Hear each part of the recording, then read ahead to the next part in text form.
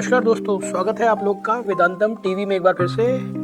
और दोस्तों, एक फितरत होती है हर इंसान के अंदर कि ज़िंदगी में मुझे कितना सुख मिलेगा, कितनी प्रॉपर्टी मिलेगी, कितना आराम मिलेगा, कितना मैं एंजॉय कर पाऊंगा लाइफ को। तो उसमें हमारा कुंडली का चौथा भाव, 4th हाउस, हमारा विशेष रोल अदा करता है, क्योंकि कुंडली का चौथा भाव जो है हमारा सुख का भाव होता है। सुख का कोई भी राशि हो सकती है आपकी, कोई भी लगन हो सकता है।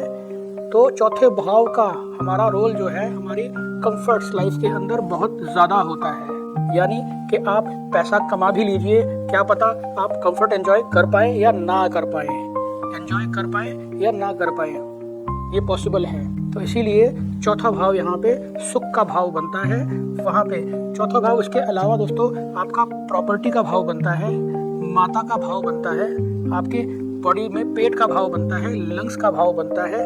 और इन सब चीज़ों से के साथ ही साथ जीवन में कितनी प्रॉपर्टी आप बना पाएंगे, कितना जो गेन ले पाएंगे, ये सब हमारा चौथे भाव का स्वामी बताता है। इसीलिए हर कुंडली में चौथे भाव के स्वामी की स्थिति बहुत बहुत इम्पोर्टेंट हो जाती है। वही डिसाइड करेगा कि लाइफ में आप जो भी गेन्स कमाएंगे उसमें एंजॉय करेंगे या फिर सिर्फ गेन कमाने के चक्कर में ही परेशान रहेंगे। तो आज शुरू करते हैं दोस्तों। चौथे भाव का स्वामी अगर हमारे पहले भाव में होगा, यानी कि हमारे लगन पे होगा, तो क्या असर रखता है जिंदगी में। कोई भी हो सकता है दोस्तों चौथे भाव का स्वामी। देखने का तरीका ये है कि अगर चौथे नंबर हाउस पे आपका 1 नंबर लिखा हुआ है तो इसका मतलब आपको मंगल को देखना है। 2 लिखा हुआ है तो आपको शुक्र को देखना है। 3 लिखा हुआ है तो आपको वहाँ पे बुध को देखना है। 4 लिखा हुआ है तो चंद्रमा को देखना है। 5 लिखा है तो सूर्य को देखना है। 6 लिखा है तो फिर बुध को देखना है। 7 लिखा है तो फिर शुक्र को देखना है। 8 लिखा है तो फिर मंगल को पकड़ेंगे हम। और अगर 9 लिखा है, 9 तो हम बृहस्पति महाराज को देखेंगे। 10 और 11 अगर लिखा हुआ है तो शनि महाराज को, और 12 दोबारा से बृहस्पति महाराज की पोजीशन देखेंगे कि वो कहाँ पे स्थित हैं। तो अगर ये चौथे भाव का स्वामी पहले भाव पे है आपके, तो ये वीडियो आपके लिए है। तो शुरू करते हैं पहले भाव की यात्रा। अगर चौथा भाव वहाँ पे होगा, चौथे भाव का स्वामी, तो वो किस तरह के रिजल्ट देगा। तो यहाँ पे दोस्तों पहला भाव होता है हमारा सेल्फ का। लगन मतलब हमारा सेल्फ है, हमारी बॉडी है, हमारी बॉडी हमारा सोल है। उसके अलावा अगर चौथे भाव का स्वामी अगर पहले भाव पे होगा तो आपका जो प्रॉपर्टी होगी वो काफ़ी ज़्यादा हो सकती है आपके पास।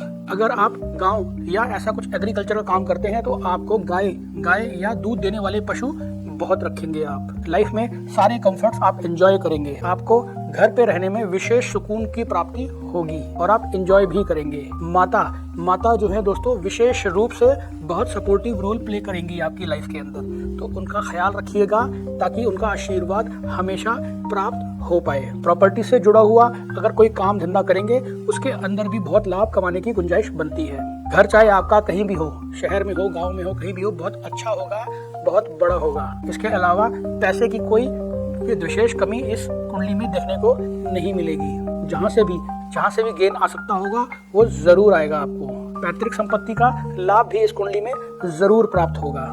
पैसा आपका कम ज्यादा हो सकता है, लेकिन जितना होगा वो आपके लिए पर्याप्त होगा। हेल्थ में थोड़ी बहुत ऊंच नीच आती रहेगी, लेकिन कोई मेजर दिक्कत या मेजर बीमारी नहीं आएगी आपकी लाइफ के अंदर। तो ये एक बहुत पॉजिटिव वाला जो सिनेरियो बनता है।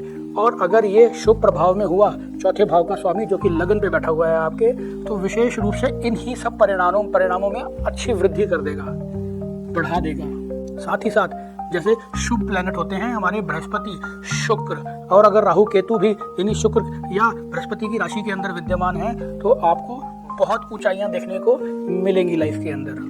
तो पहले भाव का स्वामी हमारा, वो पहले भाव में जो चौथे भाव का स्वामी है, बहुत बढ़िया रिजल्ट देता है। अगर कुंडली में विशेष रूप से शुभ प्रभावों में है तो आपको बहुत बहुत ज़्यादा जिंदगी में राइज मिलेगा। अगले भाव की चर्चा करेंगे दोस्तों, यानी कि दूसरा भाव, फैमिली का भाव, पैसे का भाव। इसके लिए जुड़े रहें और वेदांतम टीवी को फॉलो करें। धन्यवाद।